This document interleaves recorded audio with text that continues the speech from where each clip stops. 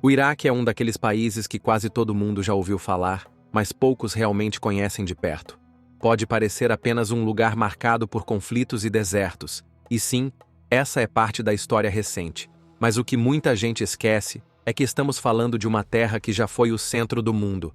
Foi aqui que nasceram as primeiras cidades, onde surgiram algumas das histórias mais antigas da humanidade e onde ainda hoje se preservam tradições que atravessaram milênios.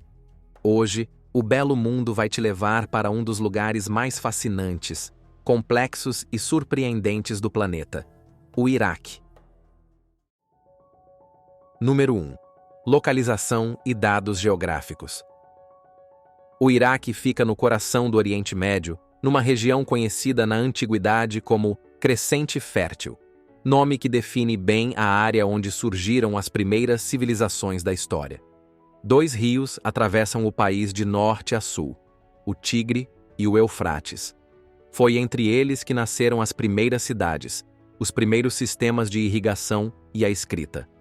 E ainda hoje são esses rios que sustentam boa parte da agricultura num território que, fora dessas margens, é seco e escaldante. No norte, a paisagem muda. A região do Kurdistão é montanhosa, com picos que ultrapassam 3.000 metros de altura. O clima por lá é mais ameno e até neva em algumas épocas. Já o centro e o sul do país são dominados por planícies áridas, pouca vegetação e calor intenso. Ali também ficam desertos, como o de An-Nafud, com dunas que parecem não ter fim. O clima é extremo. No verão, os termômetros passam fácil dos 50 graus. No inverno, especialmente nas áreas montanhosas, o frio pode surpreender. A capital, Bagdá, fica no centro, às margens do rio Tigre. Com quase 8 milhões de habitantes, é uma mistura de história, caos urbano e tentativa constante de reconstrução. Apesar de ter uma pequena faixa litorânea no Golfo Pérsico, o país nunca teve vocação marítima. A vida sempre girou em torno dos rios. E se em outros países 40 graus já assustam, no Iraque é rotina.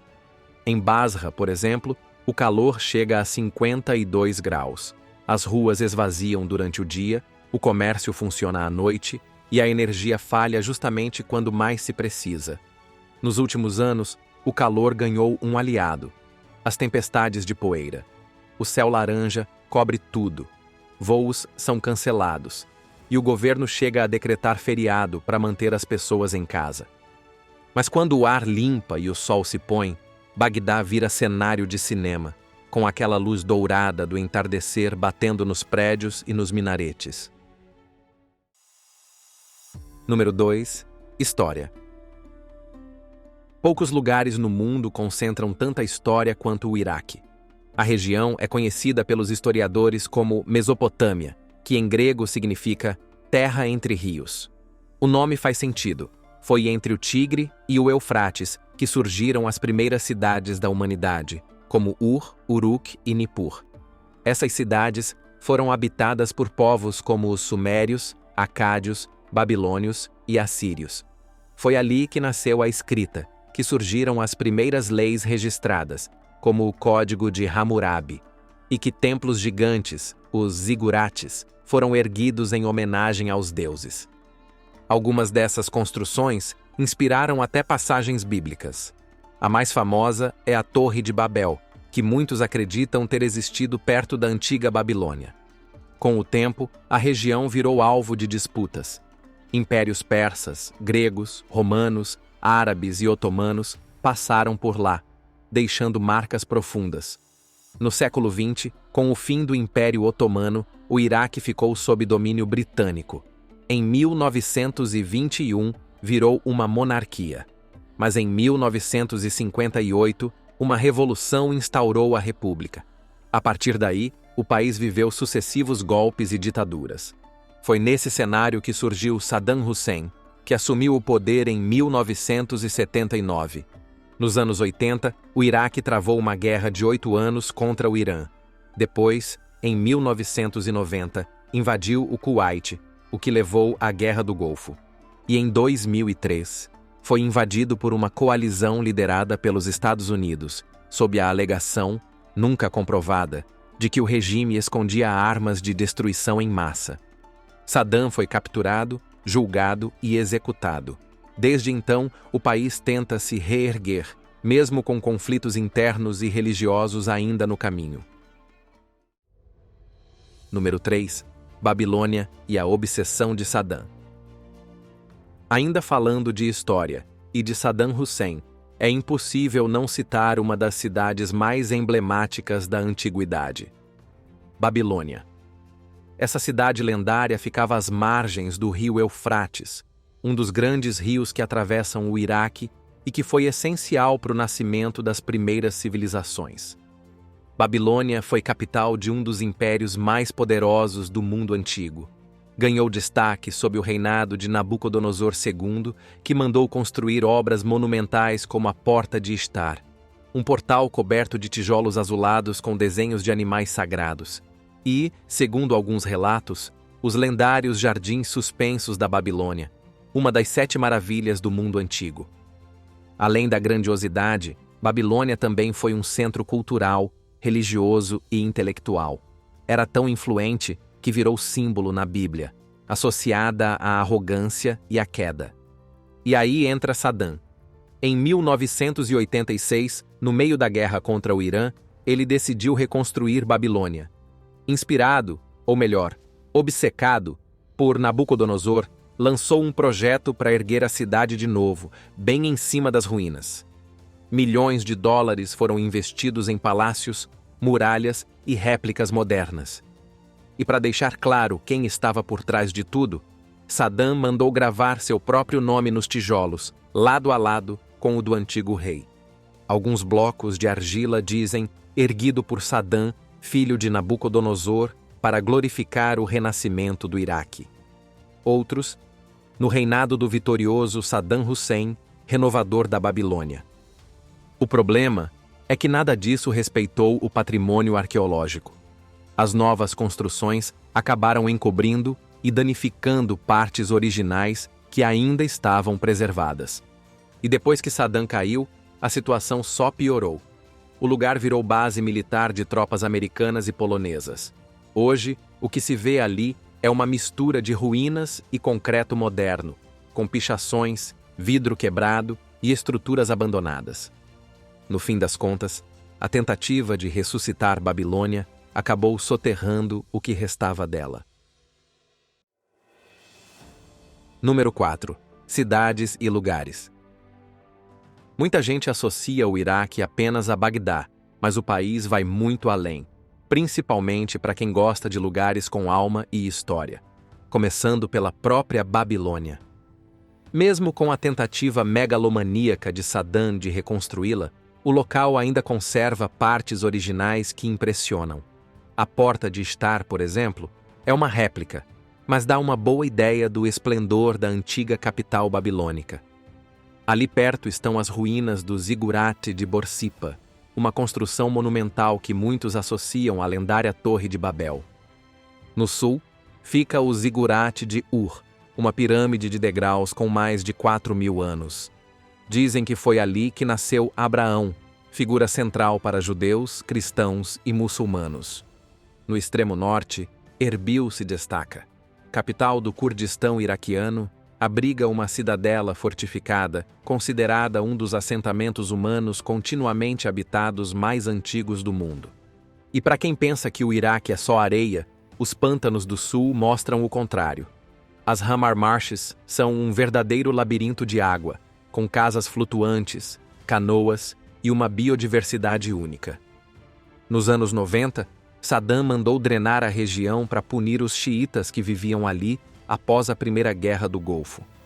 Em poucos meses, mais de 90% dos pântanos secou. Virou poeira. Depois que ele caiu, os pântanos voltaram a encher. Os Ma'dan, um povo que vive ali há cerca de 5.000 anos, conseguiram voltar para suas casas. Mas agora a ameaça é outra, a seca. O nível do rio Eufrates, que nasce lá na Turquia, caiu quase pela metade desde a década de 1970. Países como Turquia, Síria e Irã construíram dezenas de represas, desviando a água para suas lavouras e cidades. A água some, os búfalos morrem E com eles, toda uma cultura que sobreviveu por milênios vai ficando para trás. Número 5. População e idiomas. Agora que você já entendeu onde fica o Iraque, um pouco da história e dos lugares que parecem cenário de filme, é hora de falar da parte mais interessante. As pessoas. Com quase 40 milhões de habitantes, o Iraque é um verdadeiro caldeirão étnico. Os árabes formam a maioria, mas não estão sozinhos.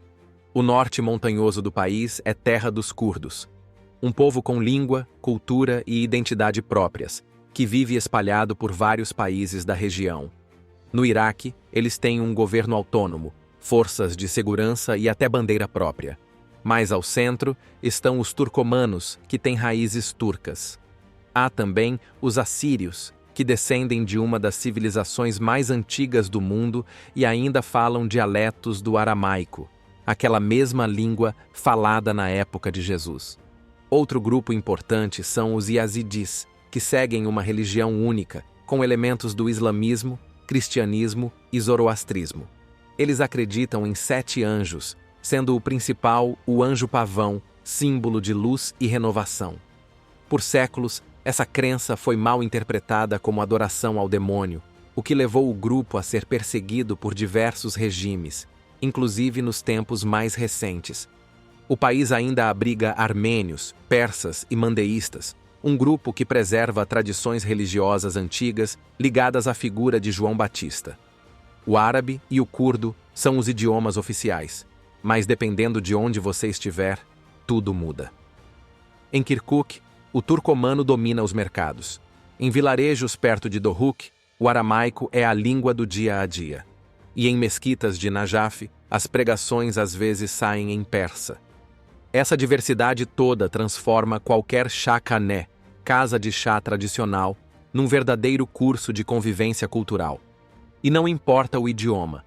A expressão Ahlan wa Sahlan, que quer dizer bem-vindo, aparece em toda conversa, geralmente acompanhada de um chá preto tão doce que dispensaria qualquer sobremesa. Mas basta o assunto mudar para a religião, e o tom da conversa muda também.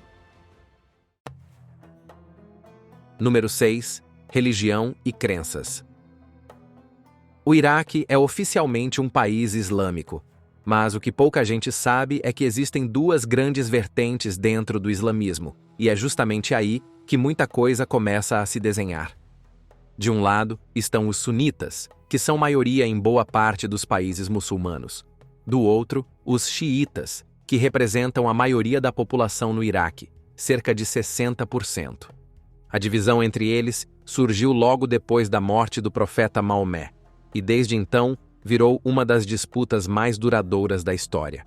Em termos simples, os sunitas acreditavam que o sucessor de Maomé deveria ser escolhido pela comunidade.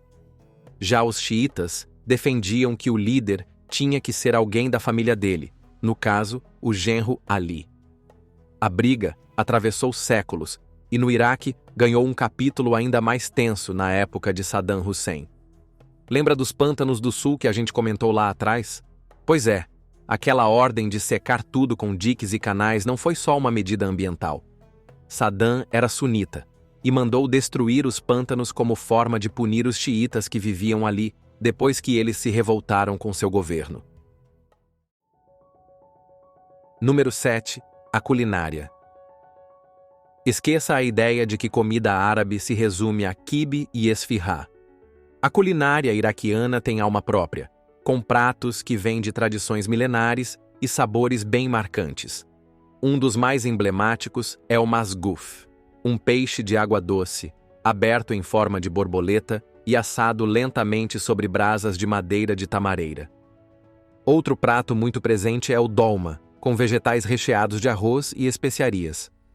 O kebab também aparece, mas com toques locais, como o cordeiro marinado em iogurte e alho. E não dá para falar de comida no Iraque sem falar de pão. Dizem que ele nasceu por ali, na antiga Mesopotâmia. Era achatado, seco, e precisava ser mergulhado em água para amolecer. Hoje o preparo mudou, mas o pão continua sagrado e está em toda a refeição. Nas casas mais tradicionais, As refeições são feitas no chão, sobre tapetes. E talher é quase enfeite. Muita coisa se come com as mãos ou com colher. A etiqueta à mesa tem seus próprios códigos. Se alguém te oferecer algo, recusar de cara pode ser visto como um gesto educado. E por isso, o anfitrião insiste. A dica é: aceite, mesmo que só um pouco. E se não quiser mais comida, coloque a mão no peito e diga que está satisfeito. Comer tudo do prato pode dar a entender que você quer mais. Agora, para quem gosta de um doce, o Iraque é um prato cheio. Tem o katayef, tipo um crepe recheado, o halva, feito com gergelim, o canafé, com queijo e calda doce, e o zardá, um doce de arroz cor-de-rosa feito com açúcar, água de rosas e especiarias. Falando em açúcar, você sabia que, por volta do século IX, o açúcar era usado como remédio no Iraque? Acreditava-se que ele curava doenças, e médicos da época preparavam xaropes e infusões com frutas e especiarias. Em séculos seguintes, até médicos europeus adotaram a ideia. Tem até relato de doutor que mandava soprar açúcar nos olhos dos pacientes com irritações. Número 8. Costumes sociais e etiqueta. Já que falamos dos hábitos à mesa, vale dizer: no Iraque, os costumes sociais são levados a sério. A etiqueta por lá é cheia de códigos que mostram respeito, hierarquia e hospitalidade. E entender isso faz toda a diferença. Um exemplo simples: se um idoso entra no ambiente, o esperado é que todos se levantem. E os homens, especialmente, devem se levantar para cumprimentar mulheres que estejam com crianças. Pode parecer formal demais, mas no Iraque é sinal de boa educação. Agora, atenção aos pés. Apontar a sola do sapato para alguém ou cruzar as pernas de frente para outra pessoa é considerado grosseiro. Também não se deve elogiar demais os objetos da casa do anfitrião, porque ele pode entender que precisa te dar aquilo de presente por pura cortesia. Outro ponto importante: as mãos. A mão esquerda é vista como impura, por estar ligada à higiene pessoal. Por isso, gestos, cumprimentos e presentes devem ser feitos com a direita, ou com as duas, em sinal de respeito redobrado. Tem ainda uma expressão comum no dia a dia que é naiman. Essa palavra é dita depois que alguém sai do banho ou corta o cabelo. No Iraque, isso é o equivalente a um saúde após o espirro. Pode parecer detalhe, mas esquecer de dizer isso pode ser lido como falta de consideração. E se você é do tipo pontual, saiba que no Iraque os horários são bem mais flexíveis. Atrasos em encontros sociais são comuns, e ninguém se estressa com isso. O que vale mesmo é a presença, a atenção e o respeito. Número 9. Tradições de casamento. Assim como os costumes, os iraquianos são cheios de tradições, e uma dos que mais chamam a atenção são os casamentos. Aliás, os casamentos iraquianos são um verdadeiro espetáculo. E não só pela festa, mas pelo ritual que envolve tudo, da escolha dos noivos até a cerimônia final. Na maioria dos casos, os casamentos ainda são arranjados pelas famílias. Às vezes, os noivos nem se conhecem antes, principalmente nas áreas rurais. Quando há interesse, começa um processo de investigação mútua, quase como uma investigação criminal, onde as famílias avaliam reputação, religião, finanças e até genética. A primeira etapa formal se chama Mashaya, um encontro entre os homens das duas famílias, onde é feito o pedido oficial. Depois vem a troca de alianças, seguida por várias festas separadas. Uma para o noivo, outra para a noiva, outra para os parentes, outra só para mulheres, e por aí vai. Em algumas regiões, a noiva responde sim ao juiz ou ao clérigo até 40 vezes antes do casamento ser oficializado.